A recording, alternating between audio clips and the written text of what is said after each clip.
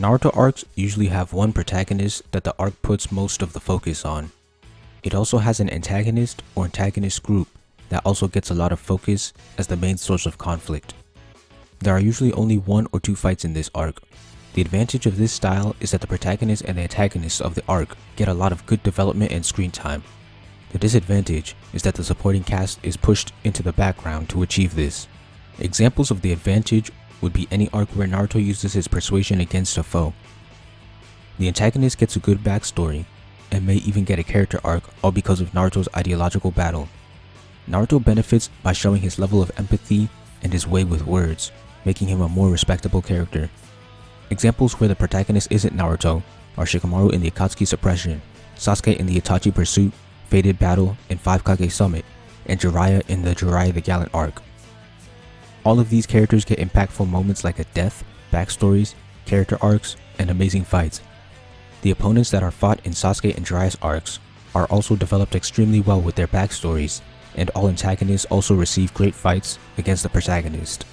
But sadly, in order to achieve this level of focus on the protagonist and the antagonist of the arc, the side characters don't get as much screen time. Most arcs are structured like this, but not all.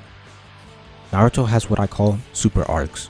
These are arcs that have several combatants on both sides and several battles take place.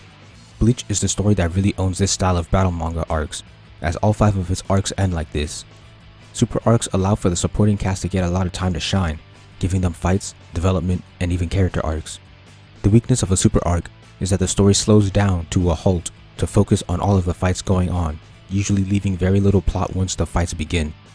Additionally, the arcs become very long due to all of the fights going on, which can easily ruin the pacing, especially if the individual fights are long. But then, if the fights aren't long, they might not be satisfying. Meanwhile, a regular arc can have one big satisfying fight at the end that doesn't mess up the pacing of the arc. One solution to Naruto's problem would be to simply have a lot of super arcs like Bleach, but I don't think this is the best solution. If Naruto still wants to have amazingly developed characters and give its side characters a lot of screen time, the great pacing would be ruined and the story would be unnecessarily extended. My solution to this is much simpler. Turn the 4th Shinobi War into a super arc. In battle manga, especially super arcs, side characters have what I call career-defining battles. These are mostly solo battles that include build-up, backstory, character development, power-ups, tactics, creative powers, stakes, consequences, being pushed to the limits, and almost dying. There are fights with all or most of the elements of a good fight that is given to a side character. These battles usually permanently change the audience's perspective of these characters. Normally, once a character is given this battle, they never need another second of screen time for fans to continue loving them and respecting them. The Chunin exams had this for Lee, Gaara, Neji, and Shikamaru. The Sasuke recovery had this for Choji, Kiba, Neji, Shikamaru, and partially for Kankuro and Tamari. Sakura, Deidara, Itachi, and Jiraiya also got theirs in part 2. The issue is that in Naruto, not only did some characters not receive a career-defining battle, but the characters that did receive one didn't die, so the audience could always be expecting another, which wasn't capitalized upon. The best solution, without changing too much of Naruto, is to turn the war arc into a super arc with multiple career-defining battles. Instead of skipping over and summarizing the battles of the supporting cast, give them fully realized fights. Characters that already got one could receive another one. Characters that are missing one like Tenten, Hinata, Shino, Sai, and Ino could finally get theirs.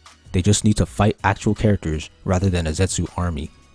This would work so well because the war is Naruto coming to an end, so including so many career-defining battles in the last arcs would not only give the supporting cast their screen time, but it would also make the story as a whole go out with hype and excitement. This would probably cement the arc as one of the best in the story due to how much catharsis would be achieved. The drawback would be extending the story and slowing down the pacing, but I think the pros of giving the supporting cast a little more screen time and including amazing battles heavily outweighs the cons in this situation. Although this wouldn't completely eradicate the low amount of screen time for the supporting cast, it would give them enough of an impactful moment to satisfy the audience and reduce their complaints.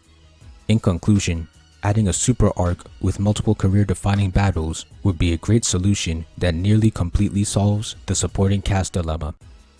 Thank you for watching. Please like, comment, share, subscribe, and check out my manga. All important links will be in the description.